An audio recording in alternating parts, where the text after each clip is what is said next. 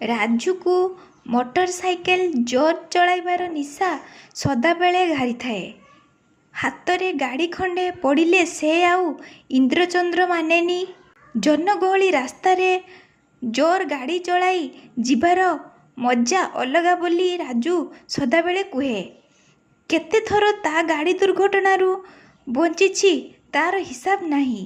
ସେକଥା ପଚାରିଲେ ହସିଦେଇ କୁହେ, ଆରେ ଜୀବନ ମରଣ ଆମ ହାତରେ ନାହିଁ। ଯେତେବେଳେ ଯାହା ହେବାର ଥିବ ହେବ, ଡରିବାର କ'ଣ ଅଛି? ଏମିତି କଥା ଶୁଣି କେହି ରାଜୁକୁ ଉପଦେଶ ଦେବାକୁ ବି ଭୟ କରନ୍ତି। ସେମିତି ଦେଖିଲେ ସେ କାହାର କିଛି କ୍ଷତି କରେନି, ବରଂ ଅନ୍ୟକୁ ସାହାଯ୍ୟ କରି ଆନନ୍ଦ ପାଏ। ଘରେ ବୁଢ଼ା ବାପା ଓ ମା, ରୋଜଗାର ବୋଲି କିଛି ନାହିଁ। ମଝିରେ କିଛି ଠିକାଦାରୀ କାମ ପାଇଲେ ବେଶ୍ କିଛି ରୋଜଗାର ହୋଇଯାଏ ଓ ସେଥିରେ ଚାଲେ ତା ସଂସାର। ବଡ଼ କଷ୍ଟରେ ପଇସା ଯୋଗାଡ଼ କରି ଗୋଟେ ମୋଟରସାଇକେଲ କିଣିଛି ରାଜୁ। ମହା ଆନନ୍ଦରେ ବୁଲୁଥାଏ ସେ ନିଜ ସ୍ୱପ୍ନ ସବାରିରେ। ଏମିତି ଦିନେ ଠିକାଦାରୀ କାମ ପାଇଁ ସେ ଯାଉଥିଲା ଏକ ପାହାଡ଼ିଆ ରାସ୍ତାରେ।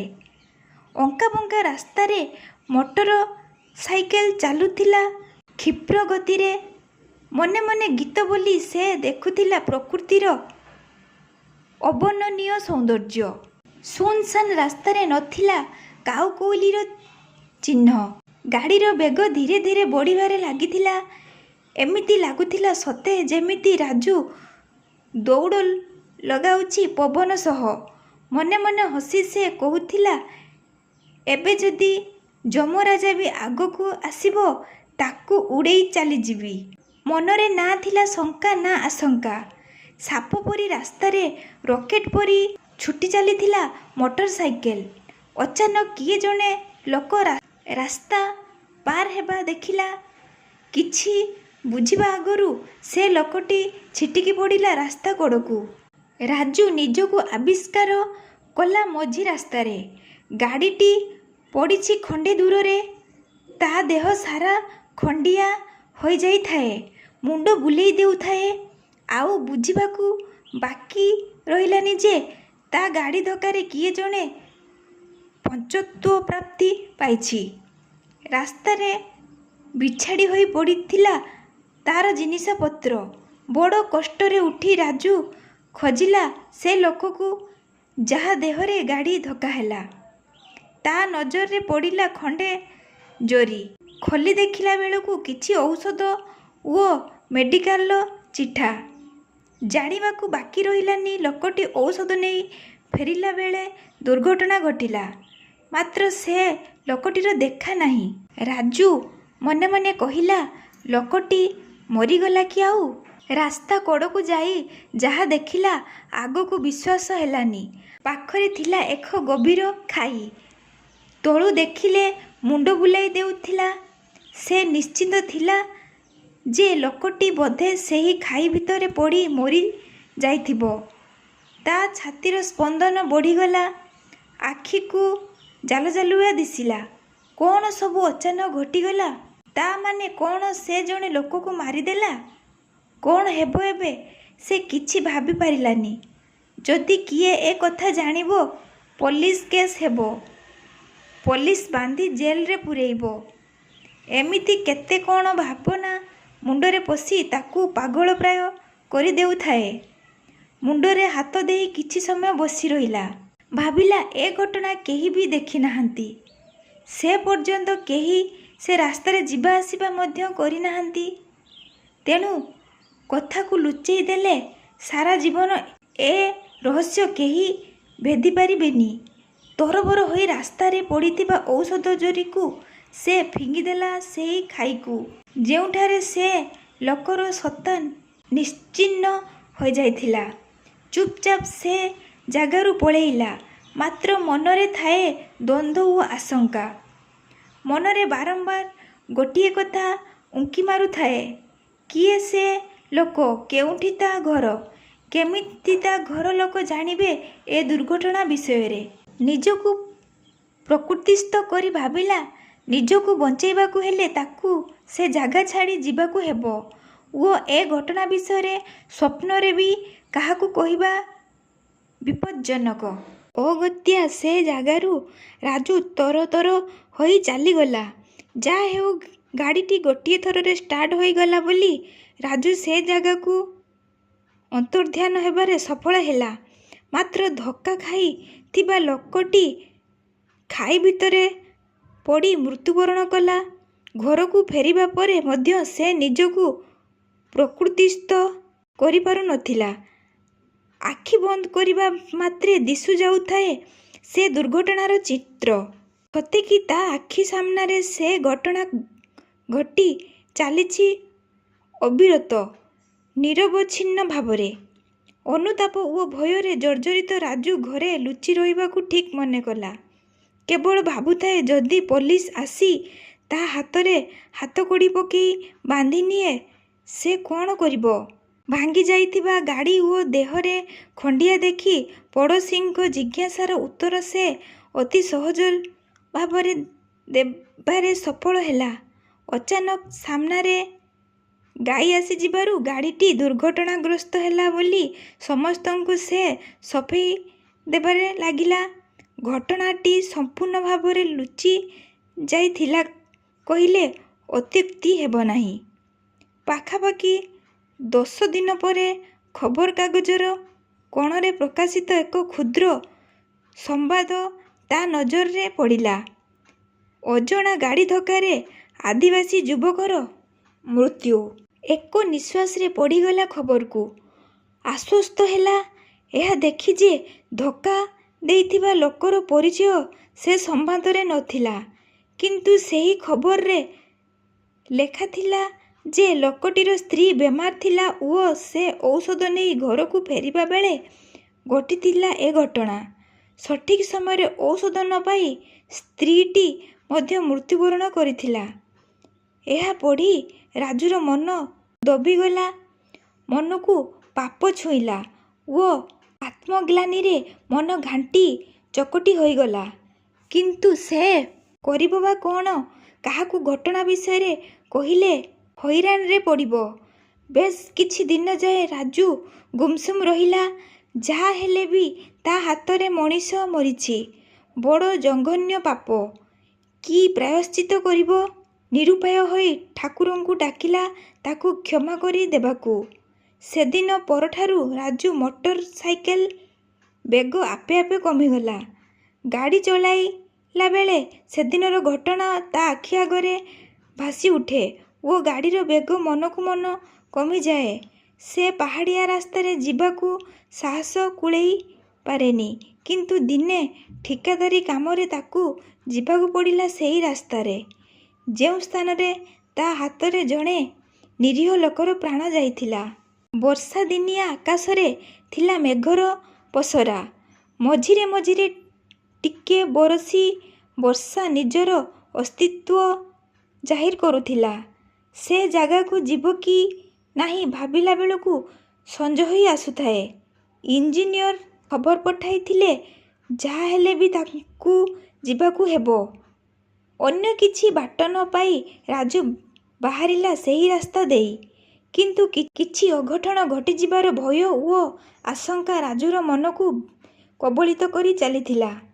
ମନ୍ଥର ଗତିରେ ଗାଡ଼ି ଚଳାଇ ପାହାଡ଼ି ରାସ୍ତାକୁ ଉଠିଲା ଆଗରୁ ସେ ଦେଖିଲା କଳା ମଚମଚ ରଙ୍ଗର ଜଣେ ଲୋକ ତାକୁ ଜୁଳୁଜୁଳୁ କରି ଦେଖୁଛି। ଗାଡ଼ି ପାଖକୁ ନେବାରେ ସେ କହିଲା, ବାବୁ ମୋତେ ଟିକେ ତୁମ ସାଙ୍ଗରେ ନେଇଯିବ? ପାହାଡ଼ ଉପରେ ମୋ ଗାଁ। ମୋତେ ଟିକେ ସେଠିକୁ ନେଇ ଚାଲ ବାବୁ। ବର୍ଷା ଦିନେ ସେଠିକୁ ଯିବା ଭାରି କଷ୍ଟ। ବିନା ଦ୍ୱିଧାରେ ରାଜୁ ସେ ଲୋକଟିକୁ ଗାଡ଼ିରେ ବସାଇ ଭାବିଲା ଅନ୍ତତଃ କିଏ ଜଣେ ସାଙ୍ଗରେ ଥିଲେ ଏ ଭୀତିପ୍ରଦ ରାସ୍ତାରେ ଯିବାର ଭୌତିକ ଅନୁଭୂତିରୁ ତ୍ରାହି ମିଳିଯିବ। ଗାଡ଼ି କିଛି ବାଟ ଯିବା ପରେ ଲୋକଟି କହିଲା, ବାବୁ ଟିକେ ଧୀରେ ଗାଡ଼ି ଚଳେଇ ନେବୁ? ଏ ଜାଗାରେ ବହୁତ ଦୁର୍ଘଟଣା ହୁଏ। ରାଜୁ ଦେହରେ ବିଦ୍ୟୁତ୍ ଆଘାତର ଝଟକା ମାରିବା ପରି ଲାଗିଲା। ସେ କହିଲା, ଲୋକଟି କ'ଣ ଜାଣିପାରିଛି ସେ ଗୋପନ ରହସ୍ୟ? ନ ଜାଣିଲା ପରି ରାଜୁ ପଚାରିଲା, କି ଦୁର୍ଘଟଣା କିରେ? ଲୋକଟି କିଛି ସମୟ ଚୁପ୍ ରହିଲା। କହିଲା, ବାବୁ ସବୁ କଥା ଜାଣି ଅଜଣା ହେଉଛୁ ନାଇଁ। ଅଧିକା ଯୁକ୍ତି ନକରି ରାଜୁ ଗାଡ଼ି ଚଲାରେ ମନ ଦେଲା ଓ ଧୀରେ ଧୀରେ ପାହାଡ଼ିଆ ରାସ୍ତାରେ ଉଠିଲା। ଦୁର୍ଘଟଣା ଜାଗା ଆସିବାକୁ ଆଉ କିଛି ବାଟ ବାକି ଥିଲା। ଅଚାନକ ସେ ଲୋକଟି କହିଲା, ବାବୁ ଗାଡ଼ି ରଖ, ମୁଁ ଓହ୍ଲେଇବି। ଏଥର ରାଜୁକୁ ଟିକେ ଭୟ ଲାଗିଲା। ମନେ ମନେ ଭାବିଲା, ଏ ଲୋକ ଏ ଜାଗାରେ କାହିଁକି ରହିଲା? ସେ କ'ଣ ସବୁ ଜାଣି ଏମିତି ଅଭିନୟ କରୁଛି? ମନରେ ଉଠୁଥିବା ଭାବନାର ଅଡ଼ୁଆ ସୂତା ସଜାଡ଼ୁ ସଜାଡ଼ୁ ସେ ଲକ୍ଷ୍ୟ। ଜୋରରେ ବର୍ଷା ପଡ଼ିବା ଆରମ୍ଭ ହୋଇଯାଇଛି। ଆକାଶରେ କଳାହାଣ୍ଡିଆ ମେଘ, ତା ସାଙ୍ଗକୁ ବିଜୁଳି ଓ ଘଡ଼ଘଡ଼ି। କ'ଣ କରିବ, ମୁଣ୍ଡକୁ ବୁଦ୍ଧିବାଟ ଦିଶୁନଥାଏ। ଲୋକଟିର ମୁହଁକୁ ଦେଖିଲା। ଅବିଚଳିତ ହୋଇ ଠିଆ ହୋଇଥିଲା। ବେଳକୁ ବେଳ ବର୍ଷାର ପ୍ରକୋପ ବଢ଼ି ଚାଲିଥିଲା। ସେ ଜାଣିପାରିଲା ଯେ କୌଣସି ପରିସ୍ଥିତିରେ ମଧ୍ୟ ଆଗକୁ ଯିବା ସମ୍ଭବ ନୁହେଁ। ରାଜୁର ଅସହାୟତା ଦେଖି ସେ ଲୋକଟି କହିଲା, ବାବୁ ବ୍ୟସ୍ତ ହେଉଛୁ କି? ମୋ ଘର ଏଇ ପାଖରେ, ଚାଲ ଆମ ଘରକୁ ଯିବା। ବର୍ଷା ଛାଡ଼ିଲେ ଚାଲିଯିବୁ। ସେ ସମୟରେ ରାଜୁ ପାଖରେ ଅନ୍ୟ କିଛି ଚାରା ନଥିଲା। ସେ ଲୋକକୁ କହିଲା, ହଉ ଚାଲ ଯିବା ତ ଘରକୁ। ରାସ୍ତା ଉପରେ ରଖି ଲୋକଟିର ପଛରେ ଚାଲିଲା ରାଜୁ। ଅଣଓସାରିଆ ପାହାଡ଼ିଆ ରାସ୍ତା। ଟିକେ ଅସାବଧାନତା ହେଲେ ପଡ଼ିଯିବାର ଭୟ। ସନ୍ଧ୍ୟା ହୋଇ ଆସୁଥାଏ। ଲୋକଟିର ମୁହଁ ଭଲରେ ଦିଶୁନଥାଏ। ଯାହା ପଚାରିଲେ ଲୋକଟି କେବଳ ହୁଁ ହୁଁ କହି ଉତ୍ତର ଦେଉଥାଏ। ଲକ୍ଷ୍ୟ କଲା, ଲୋକଟି ଛଟେଇ ଛଟେଇ ଚାଲୁଥାଏ। ବଡ଼ ସାହସର ସହ ରାଜୁ ପଚାରିଲା ତାକୁ, କ'ଣ ଅଛି କିରେ? ଗୋଡ଼ ଜଖମ ହେଇଛି କି? ସେଇ ସମାନ ଉତ୍ତର, ହୁଁ। ଏଥର କିନ୍ତୁ ସେ ଉତ୍ତରରେ ବିରକ୍ତି ଥିଲା। କିଛି ବାଟ ଗଲା ପରେ ଲୋକଟି ଭଙ୍ଗା କୁଡ଼ିଆ ଆଗକୁ ଇସାରା ଦେଖାଇ କହିଲା, ଆସେ ମୋ ଘରକୁ। ଘରକୁ ଦେଖି ରାଜୁ କିଛି ବୁଝିପାରିଲାନି। ଭଙ୍ଗା ଦଦରା ଘରଟିର ଚାଳ ଅଧା ଉଡ଼ିଯାଇଛି। ବର୍ଷା ପାଣି ଚାରିଆଡ଼େ ଜମି ବଡ଼ ବିକୃତ ଓ ଭୀତିପ୍ରଦ ପରିବେଶ ସୃଷ୍ଟି କରୁଥିଲା। ଏ ଘରେ କେହି ରହୁନାହାନ୍ତି କିରେ? ଏମିତି କ'ଣ ହେଇଛି ଘର?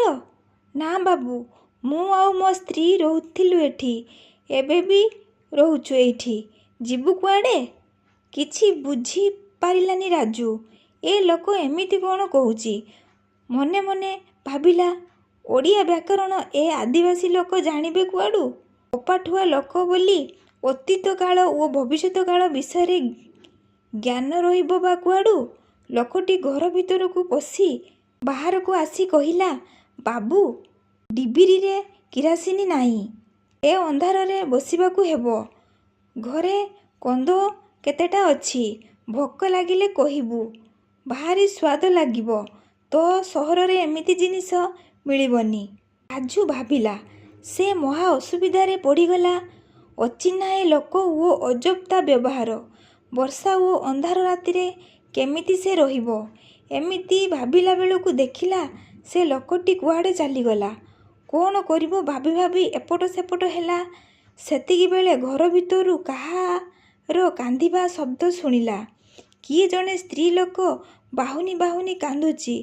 ତା ପାଖରେ ଥିଲା ମୋବାଇଲ ଲାଇଟରେ ଦେଖିବାକୁ ଚେଷ୍ଟା କଲା, ମାତ୍ର ଅନ୍ଧାରରେ କିଛି ଦେଖାଗଲାନି। ତାକୁ ଧୀରେ ଧୀରେ ଭୟ ଲାଗିବାକୁ ଆରମ୍ଭ ହେଲା। ଭିତରୁ ଶୁଭୁଥାଏ, ମୋତେ ଛାଡ଼ି କୁଆଡ଼େ ଗଲ? ମୁଁ କ'ଣ କଲି? କ'ଣ ପାଇଁ ତୁମକୁ ଔଷଧ ପାଇଁ କହିଲି? ହସି ହସି ଗଲ, କିନ୍ତୁ ଫେରିଲା ତୁମ ମଲା ଦେହ। ଚମକି ପଡ଼ିଲା ରାଜୁ। ଭାବିଲା, ଏ ଘର କାହାର? ଯେଉଁ ଲୋକଟି ତା ଗାଡ଼ି ଧକ୍କାରେ ମରିଗଲା ତାର କି ଆଉ? ତା ପାଦ ତଳୁ ମାଟି ଖସିଲା ପରି ଲାଗିଲା। କିଛି ବାଟ ନ ପାଇ ଏକ ନିଶ୍ୱାସରେ ଦୌଡ଼ିଲା ସେ ଜାଗାରୁ।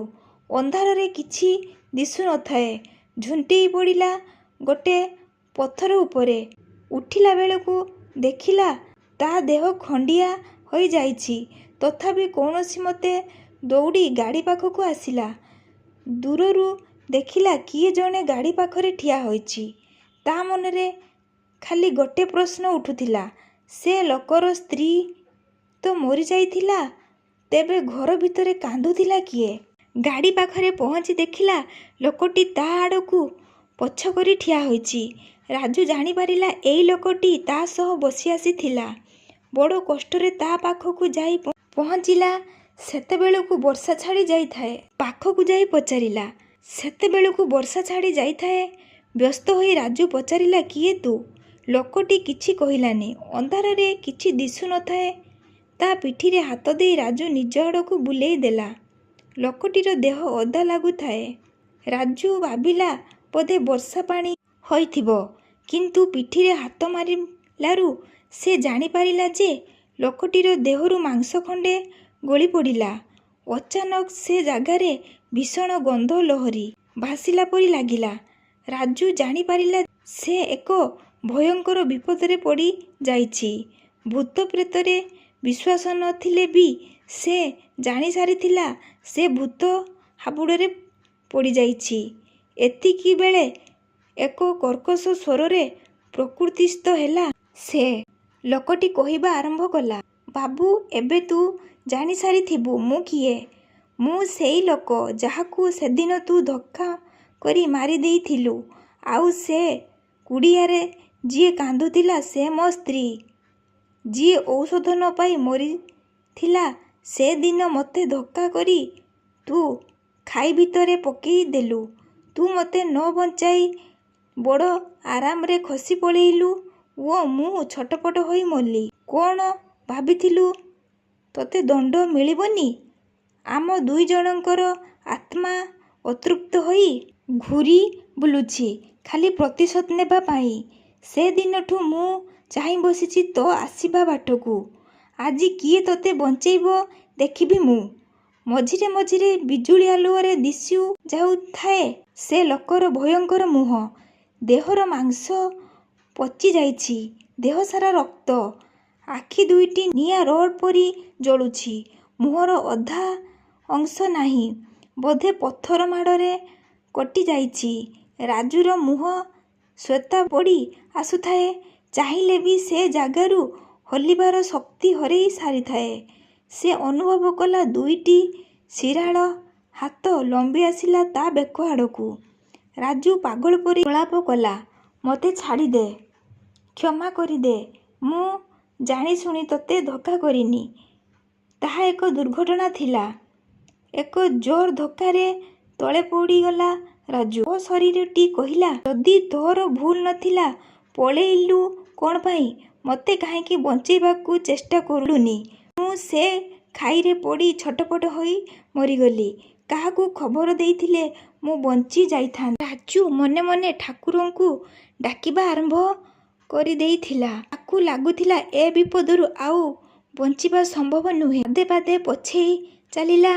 ଅଚାନକ କାନରେ ପୁଣି ଶୁଭିଲା ସେଇ ସ୍ତ୍ରୀ ଲୋକର କାନ୍ଦଣା। ପଛକୁ ବୁଲି ଦେଖିଲା ଏକ ସ୍ତ୍ରୀ ଲୋକ କେଶ ମୁକୁଳା କରି ଦୁଇ ହାତକୁ ଲମ୍ବାଇ ଠିଆ ହୋଇଛି। ମୁହଁ ଦିଶୁ ନଥାଏ। ମାତ୍ର ରାଜୁ ଅନୁଭବ କରି ପାରୁଥାଏ ସ୍ତ୍ରୀ ଲୋକଟି ଧୀରେ ଧୀରେ ତା ଆଡ଼କୁ ଅଗ୍ରସର ହେଉଥାଏ। ଏବେ ସେ ନାରୀଟି କାନ୍ଦ କାନ୍ଦ କରି ଜୋରରେ ଅଟ୍ଟହାସ୍ୟ କରିବାରେ ଲାଗିଲା। ଏତେ ତୀବ୍ର ହସ ଯେ ରାଜୁକୁ ଲାଗିଲା ତା କାନ ଫାଟିଯିବ। ଦୁଇ ଅଶରୀରଙ୍କ ମୁହଁରୁ ଗୋଟିଏ କଥା ଶୁଣୁଥାଏ, ରାଜୁ, ଆଜି ତୋତେ କିଏ ବଞ୍ଚେଇବ ଦେଖିବା। ମରିବା ପାଇଁ ପ୍ରସ୍ତୁତ ହୋଇଯା। ଦେହରୁ ଗମ ଗମ ଝାଳ ବୋହି ଯାଉଥିଲା ଓ ସେ ନିରୁପାୟ ହୋଇ ନିଜ ଆସନ୍ନ ମୃତ୍ୟୁକୁ ଅପେକ୍ଷା କରି ରହିଲା। ତା କାନରେ ବାରମ୍ବାର ଗୁଞ୍ଜରି ହେଉଥାଏ ସେ ଅଶରୀରଙ୍କର ବାକ୍ୟ, ଜୋରରେ ଗାଡ଼ି ଚଳାଇବୁ ତ ଚଲା। ଆଜି ମୁଁ ବି ଦେଖିବି କେତେ ଜୋରରେ ଯିବୁ ତୁ। ରାଜୁ ଛାଟିପିଟି ହୋଇ ସେ ଜାଗାରୁ ଉଦ୍ଧାର ପାଇବା ପାଇଁ ନିଜ ଗାଡ଼ି ପାଖକୁ ଦୌଡ଼ିବା ଆରମ୍ଭ କଲା। ଗାଡ଼ି ଉପରେ ବସି ଷ୍ଟାର୍ଟ କରିବାକୁ ଯେତେ ଚେଷ୍ଟା କଲା ବିଫଳ ହେଲା। କିଏ ଜଣେ ତା ବେକ ଚିପିବାକୁ ଆରମ୍ଭ କଲା। କିନ୍ତୁ ରାଜୁ ସେ ସବୁକୁ ଖାତିର ନକରି ପ୍ରାଣ ବିକଳରେ ଗାଡ଼ି ଷ୍ଟାର୍ଟ କରିବାରେ ଲାଗିଲା।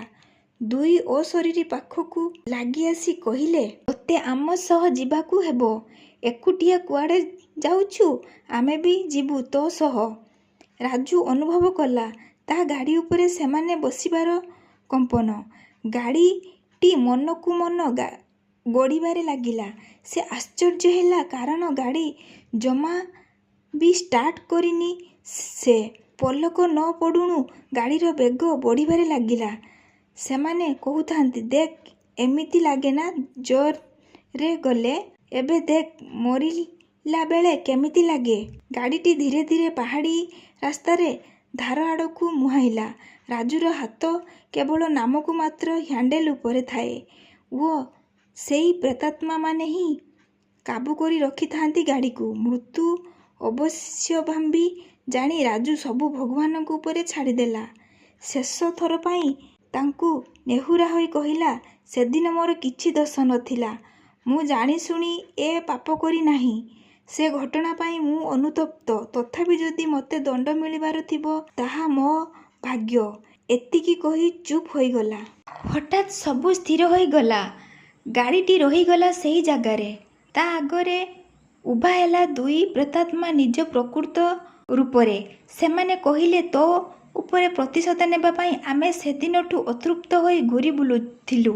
କିନ୍ତୁ ତୋର ମନର ଅବସ୍ଥା ଓ କଥା ଶୁଣି ଆମେ ଜାଣିପାରୁଛୁ ତୁ ଜାଣିଶୁଣି ଏ ପାପ କରିନୁ। ଯା, ତୋତେ କ୍ଷମା କଲୁ। କିନ୍ତୁ ମନେ ରଖ, ଯଦି ଆଉ କେବେ ବି ଏମିତି ବେପରୁୱା ଗାଡ଼ି ଚଳାଇବୁ, ସେହିକ୍ଷଣି ହିଁ ତୋତେ ଭୟଙ୍କର ମୃତ୍ୟୁର ଉପହାର ଆମେମାନେ ହିଁ ଦେବୁ। ଏବେ ଚାଲିଯା ଏଠୁ। ତୋତେ ଜୀବନ ଦାନ ଦେଲୁ। ରାଜୁର କାନରେ ଆଉ କିଛି ଶୁଭୁ ନଥାଏ। ସେ ପଥର ହୋଇ ଯାଇଥାଏ। ଚେତା ହରାଇ ସେଇ ରାସ୍ତା ଉପରେ ଟଳି ପଡ଼ିଲା। ଆଖି ଦେଖିଲା ବେଳକୁ ନିଜକୁ ଆବିଷ୍କାର କଲା ନିଜ ଘରେ। ତା ବୁଢ଼ାବାପା ପାଖରେ ବସି ହାତ ଆଉଁଶୁଥାନ୍ତି। କହିଲେ, ରାଜୁରେ, ତୋ ଚେତା ଆଜିଠୁ 2 ଦିନ ହେଲା ନଥିଲା। ଡାକ୍ତର କହିଲେ ଭୟଙ୍କର ମାନସିକ ଧକ୍କା ପାଇଁ ଏମିତି ହେଲା। ତୋତେ ଖୋଜି ଖୋଜି ଆମେ ପାଇଲୁ ସେ ପାହାଡ଼ିଆ ରାସ୍ତାରେ। ତୁ ଅଚେତ ହୋଇ ପଡ଼ିଥିଲୁ। ତୋତେ ଜଗି ବସିଥିଲେ 2 ଜଣ ଆଦିବାସୀ ଲୋକ। ସ୍ୱାମୀ ସ୍ତ୍ରୀ ହେବେ ବୋଧେ। ପଚାରିଲୁ, କିଛି ବି କହିଲେନି। ଖାଲି କହିଲେ, ତୁମ ପୁଅ ସେ ପାହାଡ଼ ତଳକୁ ଖସି ପଡ଼ିଥାନ୍ତା। ଏଇଠି ଗାଡ଼ିଟି ଖସିଯିବାରୁ ପଡ଼ି ଚେତା ବୁଡ଼ିଗଲା। ଏବେ ତୁମ ପୁଅ ତୁମକୁ ଲାଗିଲା। ସେ ଚେତା ଫେରିଲେ ଖାଲି ଏତିକି କହିଦେବ, ଗାଡ଼ି ସାବଧାନରେ ଚଳାଇବ। ନଇଲେ ଜୀବନ କେତେବେଳେ ବି ଚାଲିଯାଇପାରେ। ବାକ୍ୟଶୂନ୍ୟ ହୋଇ ସବୁ ଶୁଣୁଥାଏ ସେ। ଆଉ ବୁଝିବାକୁ ବାକି ରହିଲାନି ଯେ ସେଇ ପ୍ରେତାତ୍ମା ଦୁଇଟି ତାକୁ ଜଗି ବସିଥିଲେ। ଆପେ ଆପେ ତା 2 ହାତ ଶୂନ୍ୟକୁ ଉଠିଗଲା। କହିଲା, ପ୍ରଭୁ, ସେମାନଙ୍କୁ ମୁକ୍ତି ଦିଅ। ମୁଁ ପାପୀ, ଦଣ୍ଡ ମୋତେ ମିଳୁ। ଆଖିରୁ ଧାର ଧାର ଲୁହ ବୋହିଯାଉଥାଏ। ତା ବାପା ଚୁପଚାପ ରାଜୁର ଏ ରୂପ ଦେଖୁଥାନ୍ତି, ଯାହା ଏତେ ବର୍ଷ ଭିତରେ ସେ କେବେ ଦେଖିନଥିଲେ। ସେ ଯାହା ବି ହେଉ, କିନ୍ତୁ ରାଜୁ ସହିତ ଘଟିଥିବା ଭୌତିକ କାଣ୍ଡ ତା ଜୀବନର ଗତିପଥ ବଦଳାଇ ଦେବା ପାଇଁ ଯଥେଷ୍ଟ ଥିଲା।